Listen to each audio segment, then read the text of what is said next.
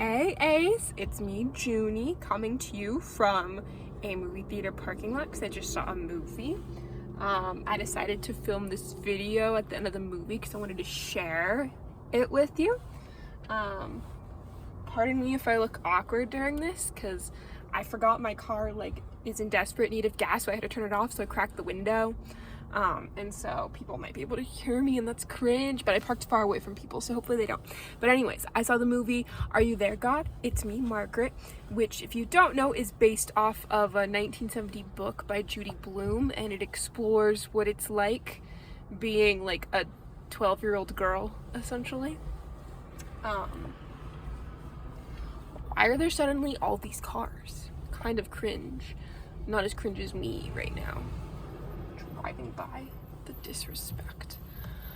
But yeah, so it's, like I said, it's based off of a book, and I think my mom bought me the book. I don't think I picked it out for myself when I was like 9 or something, but I never really read it until I got older and I was like bored and needed something to do one afternoon, so I read it. But it's a super good book. I'd recommend it if you haven't read it. But it explores, like I said, what it's like being like a girl entering puberty, but then also what it's like trying to figure out what you want to believe in religion-wise, because the main character of the movie, Margaret, her mom's family is Christian and her dad's family is Jewish, and so her parents decided to raise her as nothing, and then decided that she gets to decide what she wants to be when she grows up. But she starts to become curious about religion, especially after she realizes that her mom doesn't speak to her parents, and Margaret's never met her grandparents on her mom's side because they did not like that Margaret's mom decided to marry a Jewish person. And so that gets Margaret super interested in religion, so she tries out a bunch of different religions. She goes with her grandma to temple, and then with her friends to their different Christian churches. And so, yeah, she's constantly throughout the movie, she'll be like, "Are you there, God? It's me, Margaret." And then she'll talk about whatever she wants in the moment. Like, there's a lot of prayer she does where she wants, like, she's begging God to give her her period because she wants to be just like all the other girls. But yeah, so I thought it was really cool how, like, it explores religion, and not to spoil it, but at the end of the movie, she doesn't choose a religion, which I think is cool, and it doesn't, like, show any religion as being like superior to another, which I think is also cool. And then it also captures like the desire to find like a meaning that's greater than yourself, which is also something that I think is really cool. And yeah, I just think that it's like super respectful of the way that it talks about religion. And it kind of also captures how like stupid people can be when it comes to religion. Like, there's this one scene in the movie where her mom's parents decide to come and visit her, and then her dad's mom finds out, and so she also travels into town, and they just start fighting, being like, "No, Margaret's a Christian, no, Margaret's Jewish." And then eventually she's like, "I'm not anything, you guys can't tell me what I am," and she gets really upset, so she screams, "I don't believe in God," and then she runs up the stairs to her bedroom. But yeah, so then she has to write like a research paper on religion, and she writes about how she doesn't like religion because it seems to always just make people fight for no reason, like it did with her grandparents, and how that really upset her, which I just think is so true. People get so silly about it. Like, for example, abandoning your daughter and like not wanting to talk to her because she decides to marry a Jewish person, or deciding to disown your child because they're gay, or trying to make them what you want them to be. Your poem captured that very well, by the way. But yeah, I just think Margaret, she's wise for only being like 12. But then also besides that, I really just, it's crazy how like this is something that takes place in like 1970, but I related to it as like an 11-year-old in like 2012. Like, parts of it was like, oh my god, I did that exact thing with my friends. Like the desire to want to get like a bra so you're like cool and mature, but also being like super uncomfortable asking your mom for that, and like dreading having to like talk to her about those things. Relatable for me, at least.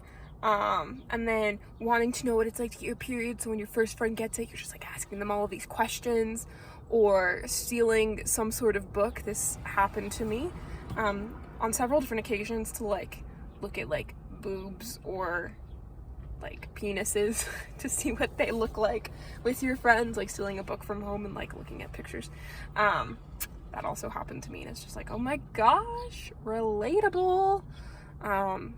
Or there's this one scene where Margaret, she's with her little friend, and they want to buy like pads so they're prepared for when they get their periods, and Margaret even says something like, we have to get these so we're prepared.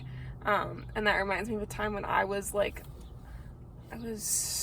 just 11, and my friend Gabby, you know Gabby, she graduated with us, she was in our film studies class. She'd gotten her period, and we were like playing hide and seek in her house, and I was with my friend Erin and Alyssa Christman, also graduated with us. Look at me just doxing all these people. And so we were playing hide and seek, and we were in Gabby's bathroom, and we opened a drawer and we found pads, and I was like, guys, should we like take one so we're like prepared? Like exact line from the movie. I said, I'll never forget that. They made fun of me and they joked about it. But yeah, it's just such a weird time, and like in the moment it's like really exciting but also really awful. Like for example, when I got my period, it was like kind of traumatic, and there's this one scene where Margaret's friend Nancy, who's like the leader of her little friend group, gets her period, and she's just like having a full on like panic attack in the bathroom, and like it's like, go get my mom, Margaret, go get my mom. So then her mom comes, and her mom's like, what's wrong, sweetie? And she's just like crying, and then she like points, and your mom's like, oh. But yeah, it's like, and like this is something Nancy had wanted. Like she was like, she even lied about having gotten her period so that her friends would think she was cool, but then it happened and she was like, this is awful, I don't like this, which like, same Nancy, same. And speaking of Nancy, she's kind of like the bossy leader of the group, and I feel like in high school she grew up to be a cool kid, which is kind of like what I feel my friends that I had when I was 11 grew up to be. Whereas I feel like I turned out to be more of the Margaret, who she decides to dance with, like the weird girl who's weird because she's tall. You, Sarah Brown, except you're not a girl. Yeah, so I'm just like Margaret, I'm the main character. But yeah, it's a really sweet movie. It was like me in the theater and then a bunch of like 60-year-olds, which was chill. I like me a good movie where there's only old people. But yeah, I would totally recommend you watch it. Also read the book if you want to. Let me know if you end up watching it and you relate to anything. I'd especially be interested to hear your perspective, since you like you didn't grow up to become a woman, you know? And so is this like something that just people who grew up to be women relate to? Or is it something more general that all females can relate to? Or even just like all people? Like even dudes? Yeah, I would just love to hear your thoughts and your take, especially coming from a non-traditional gender, what that's like. But yeah, I didn't know I'd make this video, so I was actually planning on giving you my tattoo video, but don't worry, that is in the works and it'll come out next unless something else comes out on my mind. Notice how I still haven't shown you the tattoo. Other people have seen it, but I haven't showed you because I want it to be a surprise. I almost sent it to you the other day, but then I was like, no. Albana, who's even seen it. I emailed him and he emailed me back. I still need to read his email, but yeah, it looks pretty cute, I think. And I'm excited for you to see it. But yep, until next time. Oh, and see you later this week. Bye.